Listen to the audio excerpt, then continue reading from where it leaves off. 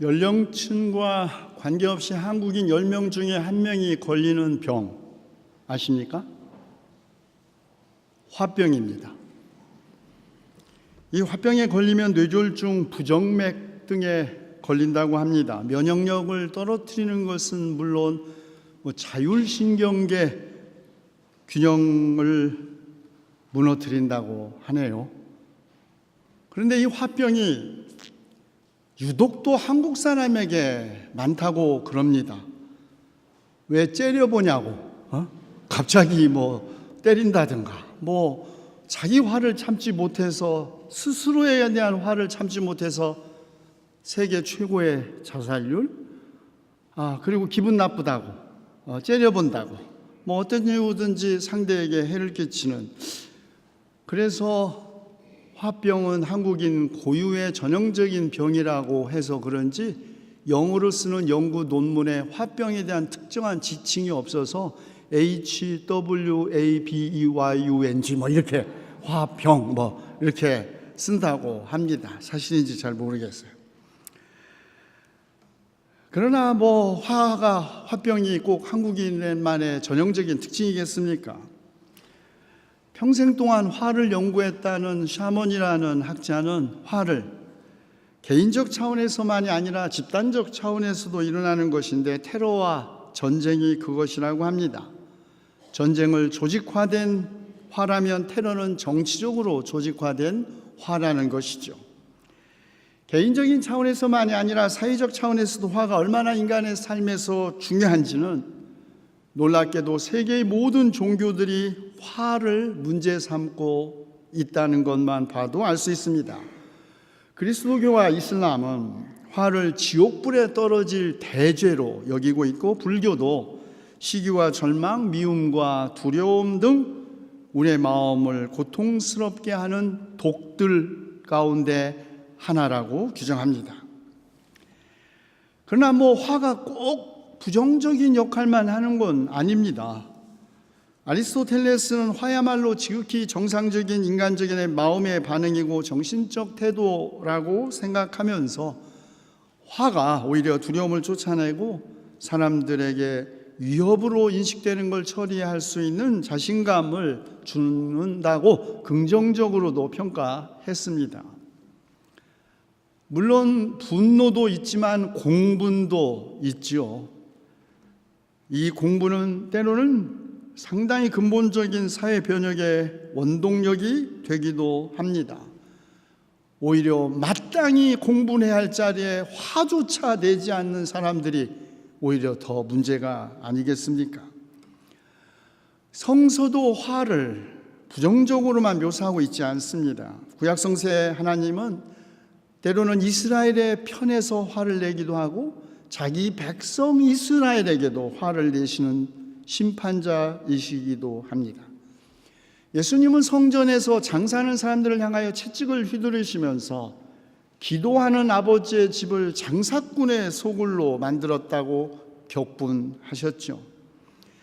자기의 권능을 가장 많이 행하신 고을들이 회개하지 않았을 때 책망하며 화 있을진저 고라시나, 화 있을진저 벳세다야라고 외쳤습니다.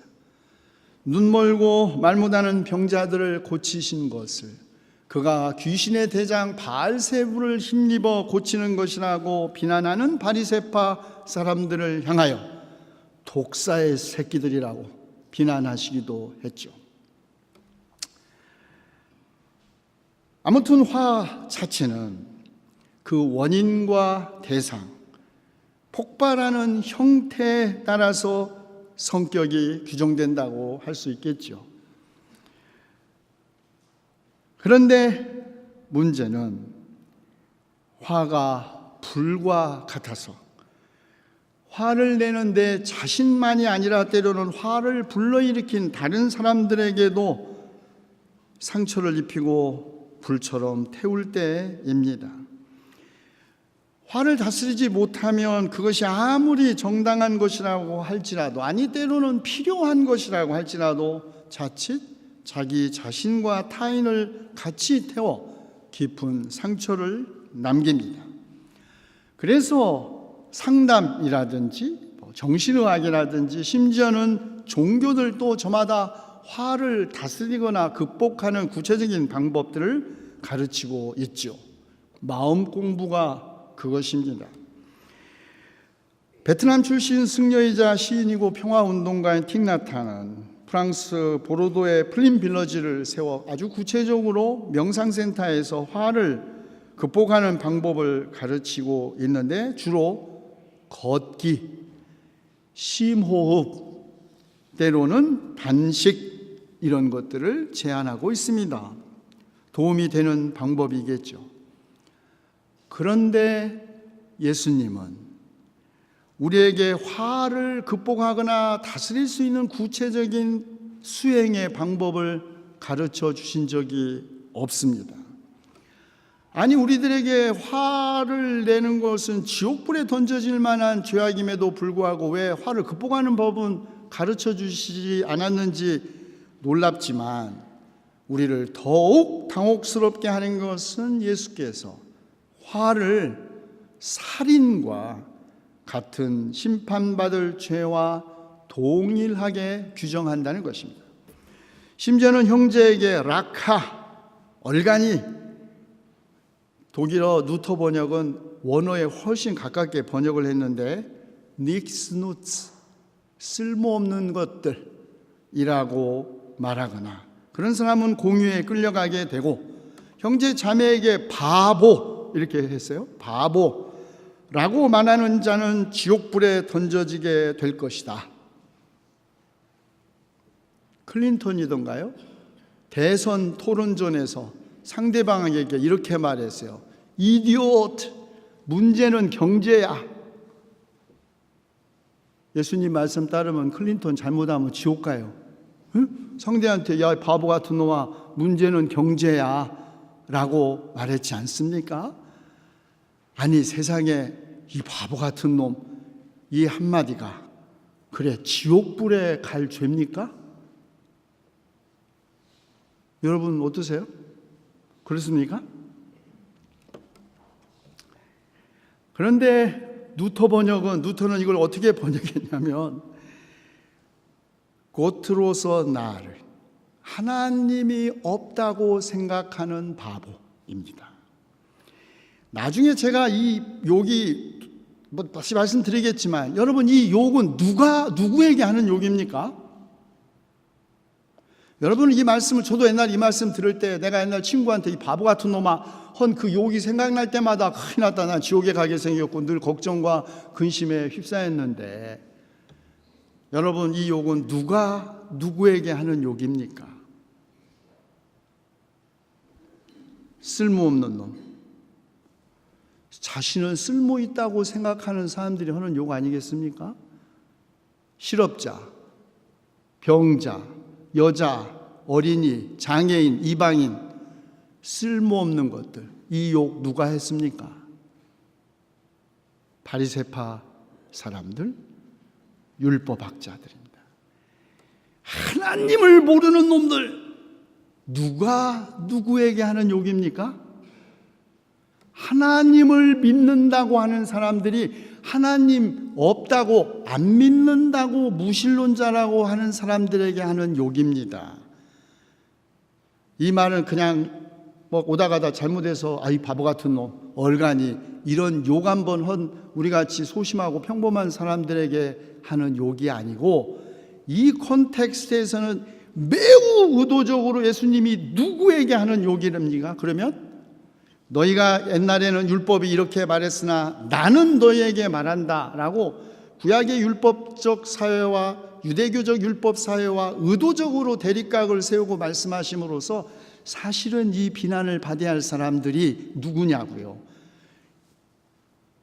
하나님을 모르는 놈들, 율법도 못 지키는 놈들, 쓸모도 없는 놈들이라고 말했던 당대 유대사회 지도자들을 향하여 너희가 지옥불에 떨어질 것이다, 이 말 아니겠습니까? 이 의도를 파악했기 때문에 이후에 바리새파 사람들과 율법학자들은 곧바로 예수를 죽일 음모를 꾸미기 시작한 것이죠. 왜 그러셨을까? 예수님은 화를 살인과 동격에 놓으심으로써 사실은 생명 파괴의 뿌리가 분노임을 꿰뚫어 보신 것입니다. 살인이라는 구체적인 행동의 근원에는 화를 내는 감정이 있고, 이 감정은 성을 내는 마음에서부터 비롯된다는 것입니다. 어찌 살인뿐이겠습니까? 예수님은 간음에 대한 가르침에서도 음욕을 품고 여자를 보는 자마다 마음에 이미 간음하였다고 말씀하심으로써 드러난 인간적 행동이 아니라 그 행동의 밑바닥에 있는 마음을 윤리적 판단의 기준으로 삼으신 것입니다. 여자를 보고 음욕을 품고 보지 않는 남자, 혹시 있었으면 한번 손들어 보시라고 할까요? 있겠죠. 그러나 만일 마음의 간음까지 처벌하는 실정법이 있다면 과연 우리 가운데 살아남을 남자 몇 명이나 있을까요? 오해를 많이 불러일으킨 이 말씀은 여성을 사랑의 파트너가 아니라 매우 위험한 물건으로 여겼던 유대 사회의 가부장주의를 반영하고 있습니다.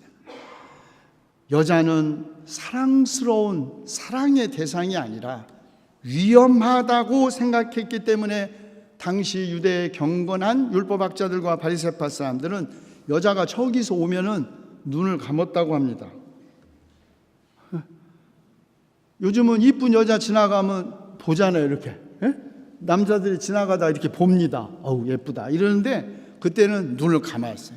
그래갖고 돌불에 넘어져갖고 이마가 깨지는 사람이 많았어요.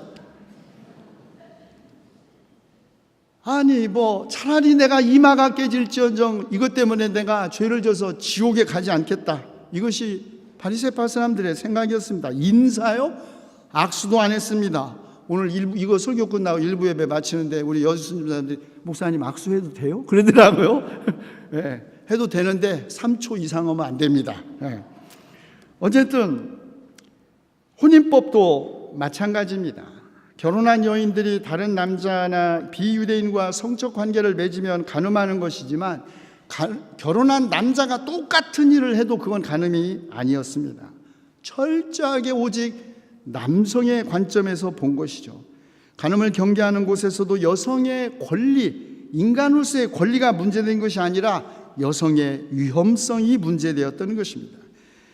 예수님은 마음의 간음을 문제 삼음으로써 여자에 대한 인간적 눈길을 경고한 것이 아니라 여성의 권리와 삶 자체를 침범하려는 탐욕스러운 가부장적 눈길, 가부장적 마음을 경고한 것이죠. 여기에서 예수님의 가르침과 율법학자들과 바리새파 사람들의 가르침의 차이가 선명해집니다. 율법은 오직 드러난 행동에 대한 최소한의 제약을 할 뿐입니다.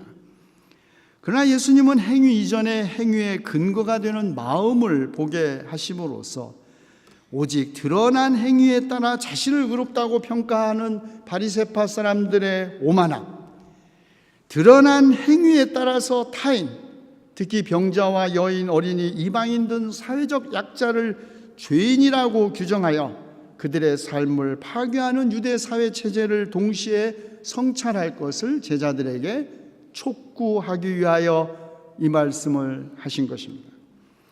예수님의 이런 생각, 입으로 들어가는 것이 사람을 더럽게 하는 것이 아니라 사람의 입에서 나오는 것이 그 사람을 더럽게 하는 것이고, 입에서 나오는 것들은 마음에서 나오는 것이니 이것이야말로 사람들을 더럽게 하는데 악한 생각, 살인과 간음과 음란과 도둑질과 거짓 증언과 비방이라는 말씀으로 뒷받침됩니다. 물론 이 세상에는 우리의 마음까지도 규제하고 다스리는 법은 없습니다. 만약에 그런 법이 있다면 아마 우리 가운데 아주 소수의 사람만이 이 자리에 있을 수 있겠죠.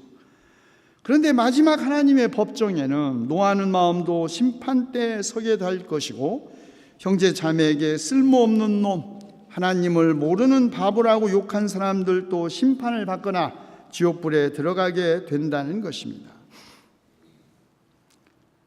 이 말씀, 행위 이전에 행위의 근거가 되는 마음을 살피시는 하나님 앞에 제자들을 세우심으로써 어중이 떠중이 바리새파 사람들과 율법학자들에게 오히려 하나님이 없다고 말하는 사람들, 무식하고 바보 같은 놈들이라고 비난을 받는 자기 제자들을 세우심으로써 예수님은 그런 자기들의 제자들의 의가 율법학자들이나 바리새파 사람들의 의보다 더 커야 한다고 말씀하신 것입니다.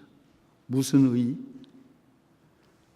왜냐하면 그렇게 함으로써 우리가 하늘에 계신 아버지의 아들이 되며 하늘에 계신 아버지의 온전하심과 같이 너희도 온전하게 될 것이기 때문이라는 겁니다. 성서는 우리 기독교인이 어떻게 하면 화를 극복할 수 있느냐에 관심이 없습니다. 예수님의 제자들의 마음과 행위가 마침내 지향해야 할 궁극적인 목표는 우리도 하나님처럼 되는 것입니다.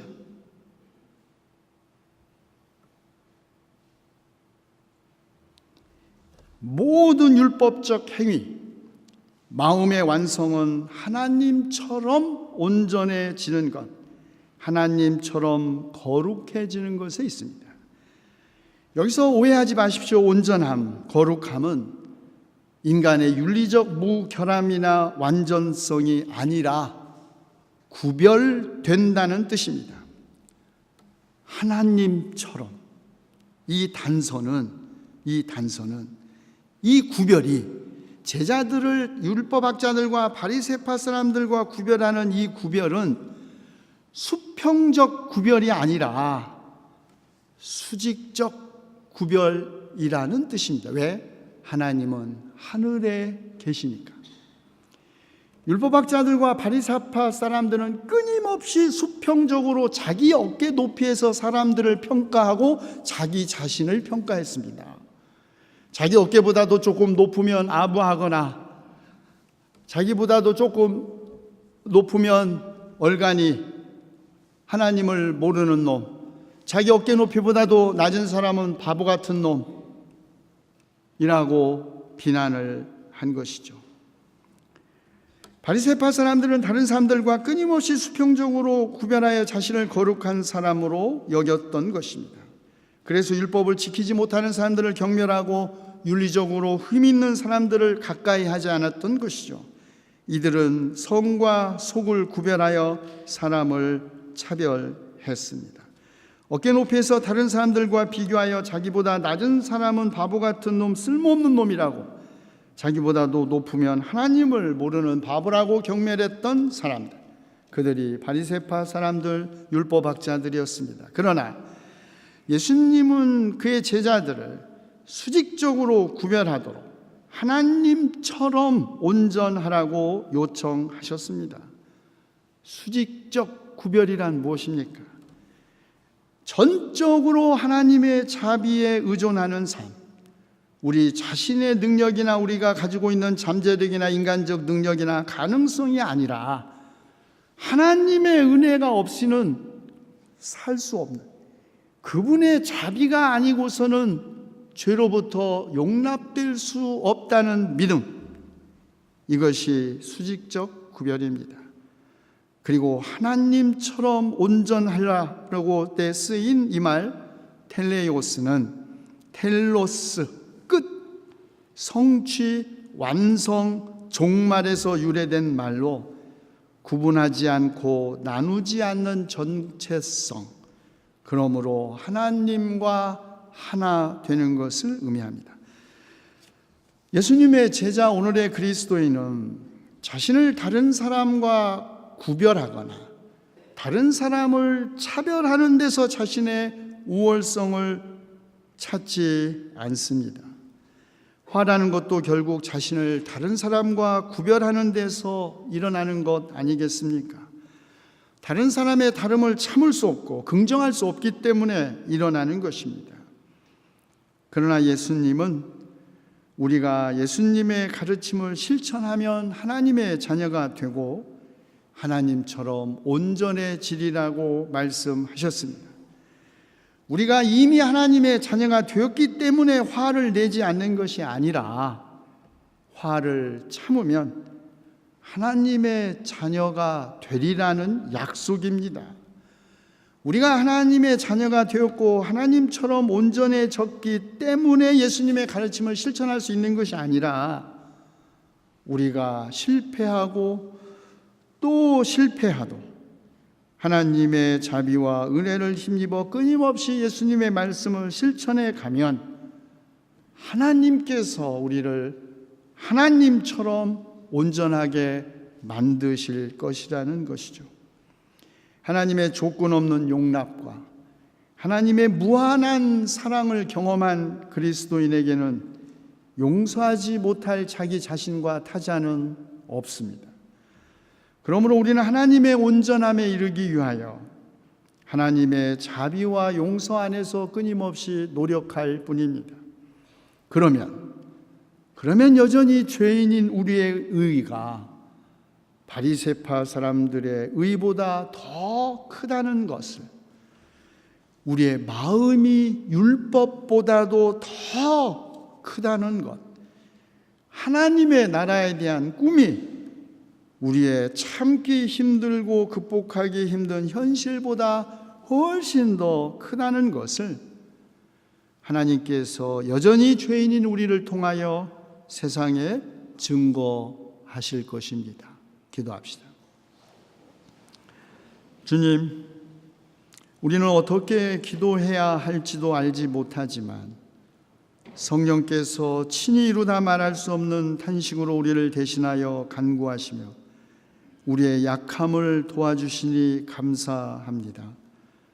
사람의 생각을 꿰뚫어 보시는 주님, 우리의 마음 살피시고 성령으로 함께 하셔 우리가 미련하여 쉽게 화를 내지 않게 하시고 언제나 슬기롭게 화를 이겨 하나님처럼 온전해지게 하시옵소서. 우리 주 예수 그리스도의 이름으로 기도하옵나이다.